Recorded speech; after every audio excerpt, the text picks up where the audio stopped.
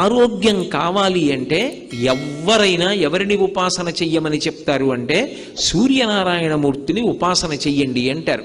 ఇప్పటికీ పిల్లల దగ్గర నుంచి పెద్దల వరకు సూర్య నమస్కారాలు చేస్తారు. ఆ సూర్య నమస్కారాల్లో కేవలం 10 విధములైనటువంటి భంగిమలతో చేసే నమస్కారాలు ఉన్నాయి. అవి తేలికగా చెయ్యడానికి వీలుగా ఉంటాయి. ఆ సూర్య నమస్కారం చెయ్యడం కేవలము శరీరమునకు ఆరోగ్యం ఇవ్వడానికి ఒక్కదానికే కాదు, ఆ సమయంలో సూర్య బింబాన్ని ఉపాసన చేస్తారు మనసుతో.